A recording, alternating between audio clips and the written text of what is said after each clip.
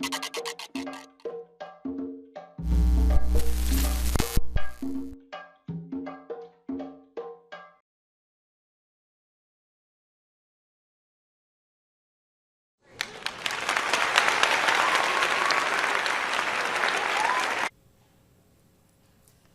future of global democracy is art. And the artists who create those gems. Black Lives Matter is painted sprawling several city blocks, protesting broken promises with paintbrushes and pens. They cut their hair off during award ceremonies in solidarity with Afghani women in fear for their lives. And at the same time, they wear white for me too. Because artists help you see clearly with your heart what you can't always see with your eyes. The beautiful, bright, bold image of George Floyd, spray painted in the center of George Floyd Square, became both a battle cry and a reminder. 8 minutes, 46 seconds, and the death of the young man that brought them there. A beautiful, respectful image immortalized, replacing the graphic horror of the image it interceded, became the backdrop of a global movement where the people found solace. It became the image that the people really needed. Ai Weiwei and Banksy's art affect governments and nations. John Legend, Carmen Kara Walker, just to name a few. Glenn Close, Guerrilla Girls, America Ferrera. Harry Belafonte did it, and now Gabrielle Union is doing it too. Artists are mantle carriers, marching through the streets with djembe drums, chants, and song. Artists are newscasters and griots, talking about war and climate when things have gone drastically and irrevocably wrong. Artists use AI and image creation and hyper-realistic views, but they also use traditional techniques because the true power of an image or a work is to move you. Artists lead the charge, baby. Kendrick Lamar said, "We gonna be all right." For the artist's greatest contribution is to remind us that there is beauty in each and every one of us who fights. If you go to the Take Action page of humanitarian NGO Amnesty International, periodically you will be asked to take action to help save a life. Sometimes that life is one of an artist, a singer, a performer, a dissident who is being persecuted because of a piece of artwork they created. More often than not, it is because that art was used to speak to a perceived polarizing social issue against war, genocide, famine, violence, etc. Sometimes these artists are tortured, beaten, detained, or exiled because they use their art to speak for them.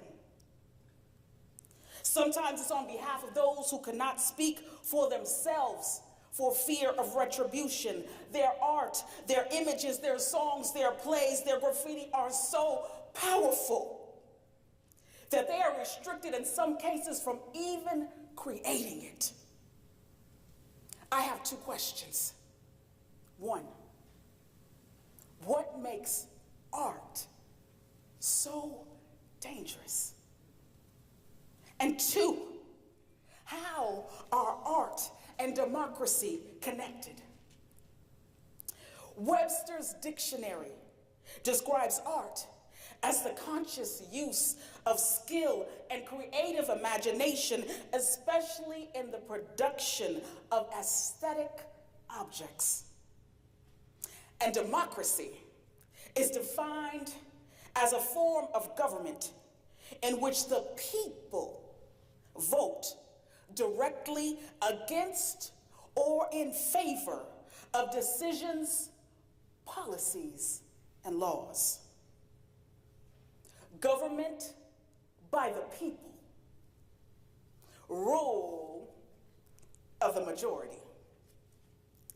While we rarely think of it, art fuels democracy. Honey, art is pretty. You can be over or underwhelmed by art. Its color, sound, and flow through music, art, dance, drama, literature, and film, it can almost be hypnotizing. When I sit in the audience of an Alvin Ailey performance of his masterpiece, Revelations, I am at once transported to an old, hot, Southern church where the women are dressed in their fine finds, with their hair fried, dyed, and laid to the side. And the gents are stately and dignified in their bow ties. And at least one person will fall out on the floor when the Spirit moves them. Or at least that's how I feel when I'm engaged upon by that art. It can seem and feel as if I am almost there. Michelangelo's Sistine Chapel makes me feel as if the whole of creation is open before me. And Vivaldi's Four Seasons, during the spring portion, makes me feel as if I am romping through a meadow. That is the power of art. Good art almost makes you feel as if it's changing tiny portions of your DNA. You may feel that you have become a better person because of it. Art at times feels as if it can show us the better parts of ourselves or who we hope to be as a people and a society. Art has several different functions. There is art for art's sake, where an artist creates for the sheer beauty or utility of a thing. But art can also be used to evoke change in communities. It is democracy in action. It is the great equalizer. You don't have to be rich or famous or reside in high society to enjoy it or create it. You don't have to have the price of a gallery admission. You can run into it on buildings, on street corners, and at poetry slams. It is the voice of the people. All people. It is inclusive, not exclusionary. It is open to your own personal interpretation. You bring to it all portions of yourself, your culture, your nationality, your background, everything that makes you, you. It builds community, promotes dialogue between different people, makes people aware of social issues that they may not know about. It can challenge oppression and promotes justice, itself a democratic act. It can inform about little-known issues like Keith Haring's work, which was on AIDS, crisis, and stigma. Art allows people in socially disregarded classes to challenge the words and actions spoken by powerful people. The University of Southern California's Institute for Theater and Social Change utilizes a form of art created by Augusto Boal called theater of the oppressed. This art is interactive theater where audience members help act out solutions to world issues. It has been utilized to explore issues of genocide and war. The Guerrilla Girls spoke to inequities in gender representation and pay in galleries. In slavery, artistic quilts were used to chart routes to freedom. And during the Civil Rights Movement, protest songs marked marching time. Art can be used as a rallying point against social ills. It can teach us, inform us, drive us to act, cause us to engage. It can inspire us to action or soothe in times of crisis. I have heard no more beautiful guitar playing than by the bedside of my loved one while they were transitioning. No words could have impacted me in the same way as those lilting guitar riffs. Artists are historians, culture bearers, storytellers, community healers, light bringers, and broadcasters. Art can be found not only in fine galleries, but on streets and on walls and floors. It breathes in communities. It is often the voice of the people, including many, who cannot speak on their own behalf, like dissidents. Excuse me. In some areas, women are not allowed to express freely. In some regions, certain topics are forbidden. Art can be a struggle, a cause, a concern, and express allyship and support.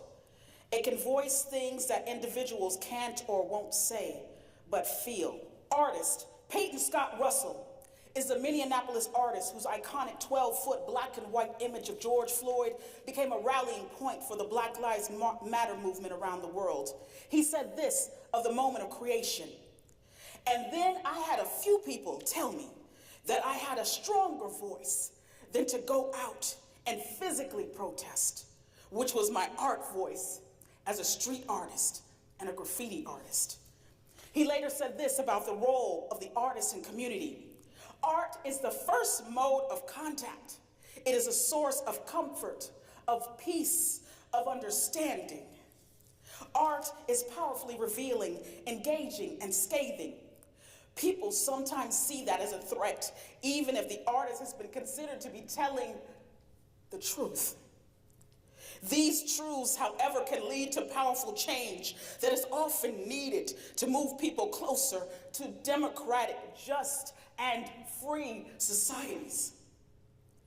Ai Weiwei, the artist and activist who may have been imprisoned in part for his striking artworks, speaking to lives lost, diminished housing, and people being imprisoned and muted, used his art to confront, unveil, and soothe.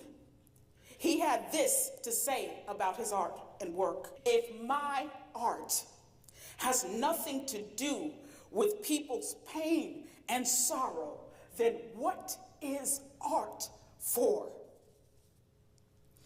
Art has to be involved with the moral, philosophical, and intellectual conversations. If you are an artist, this is your responsibility. Art is journalism, recorder of history and lasting record. Art can be a quiet form of resistance, mental solace, and preservation of culture through song and art. Beginning in 1942, historian Emanuel Ringelblum led a secretive historical archive project called Joy of Sabbath. He gathered a group of people, including himself, who were currently enduring the horrors of the Holocaust. The group consisted of approximately 50 to 60 intellectuals whom he handpicked. Together they collected and hid 6,000 documents, or 35,000 pages, documenting the Holocaust and life in the Warsaw, Poland ghetto under Nazi occupation. The collection was buried underground to serve as a historical record, to preserve culture and inform the public of what happened. It was buried in 10 metal boxes and 2 milk cans.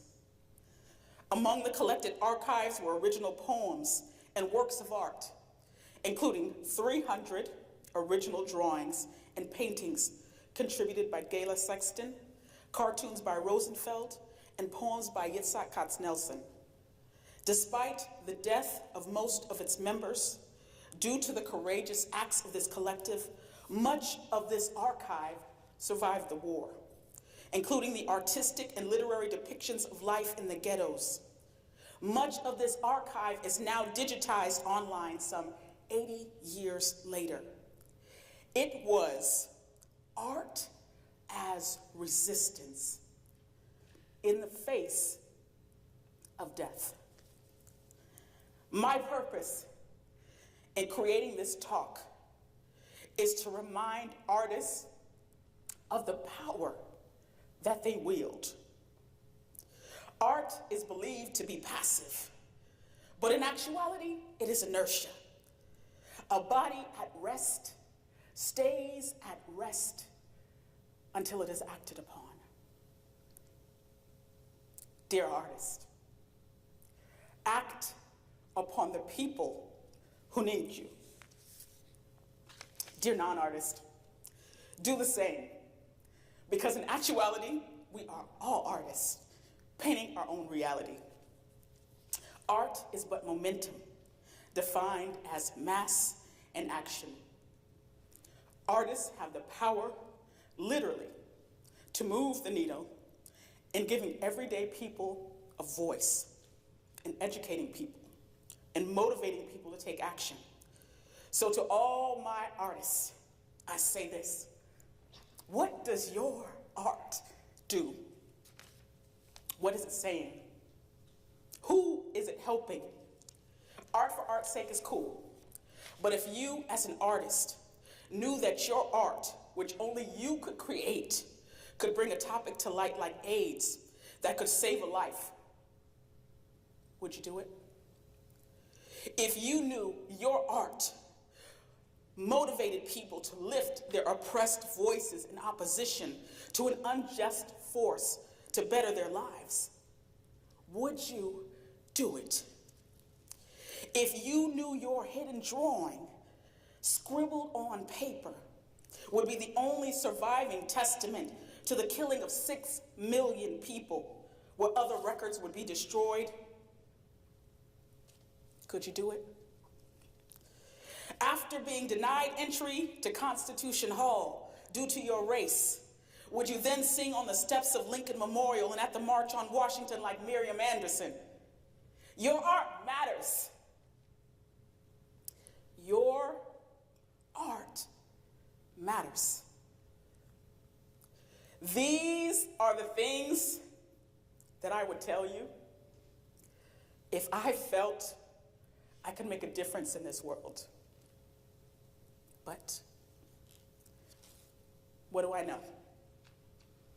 I am just an artist.